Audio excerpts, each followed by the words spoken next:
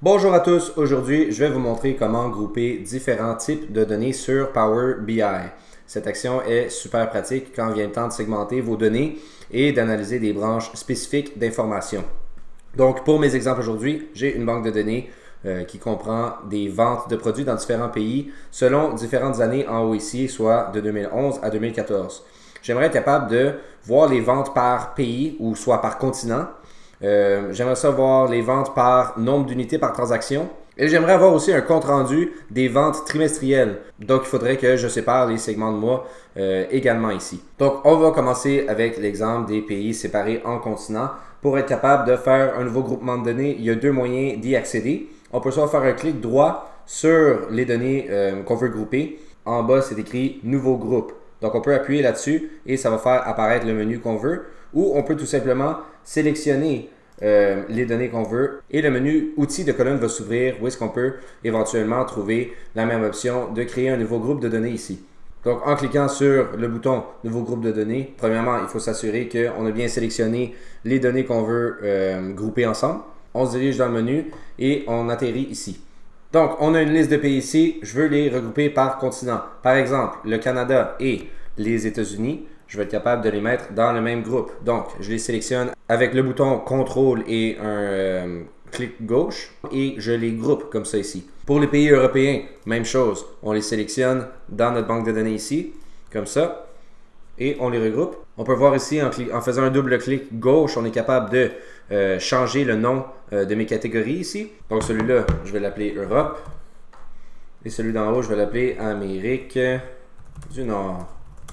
On voit qu'il y a une petite case à cocher en bas ici qui s'appelle « Inclure un autre groupe ». Ça nous donne l'option de créer un nouveau groupe avec les données non groupées restantes dans l'encadré ici, soit l'Australie ici. Donc, puisqu'on a des transactions qui viennent de l'Australie dans mon exemple, c'est bien important de le prendre en considération en cochant sur cette barre-là ici. Puis on peut voir que dans notre catégorie « Autres », ça contient toutes les valeurs non groupées. Le but de ce dernier groupe, c'est de regrouper tout ce qui n'est pas inclus dans les autres groupes. Donc, ceci étant dit, si on avait à rajouter une autre valeur ou un autre pays dans notre banque de données ici, le pays se retrouverait dans cette catégorie-là.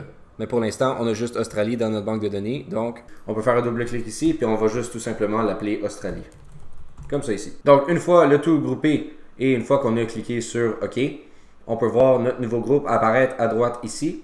Et on peut tout simplement sélectionner notre tableau et glisser nos paramètres aux bons endroits. Donc, dans l'axe des X, je vais insérer mes nouvelles données. Puis on peut voir que en Amérique du Nord, il y a eu 11 millions de ventes. En Europe, il y en a eu 5 millions. Et en Australie, il y en a eu 2 millions. Même chose en bas ici, on peut le visualiser d'une différente façon. On peut maintenant voir les différentes segmentations à l'intérieur de nos bandes. Donc, on peut voir que le Canada a fait pas mal moins de ventes que les États-Unis. Et l'Australie a fait plus de ventes que tous les pays d'Europe individuellement. Maintenant, pour être capable de visualiser les ventes par nombre d'unités par transaction, on va se rediriger dans le même menu, encore une fois. Donc, on va passer par le clic droit cette fois-ci et on va se rendre ici. Et on peut voir qu'il y a un nouveau menu déroulant ici qui indique le type de compartiment. Il y a deux types de compartiments ici. Il y a la taille des compartiments et le nombre de compartiments. Donc, on peut grouper selon la taille du compartiment.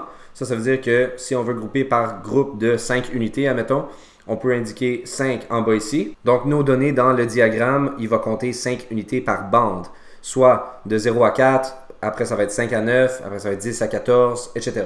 Ou on peut aussi choisir le nombre de compartiments qu'on veut. Admettons, on indiquait à Power BI qu'il nous fallait absolument 4 compartiments, comme ça ici. Mais il séparait les données encore de 10,75 unités ici. Et ça ferait afficher les ventes en fonction de 4 groupements.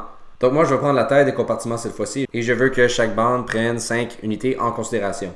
Donc quand j'appuie sur OK, je me dirige ici, je le glisse dans la bonne axe et on peut voir que pour toutes les transactions qui avaient entre 0 à 5 unités à l'intérieur, on a été capable de faire 29 millions de dollars de ventes. Et de ce qu'il y en est des dates, le tout marche encore avec des compartiments.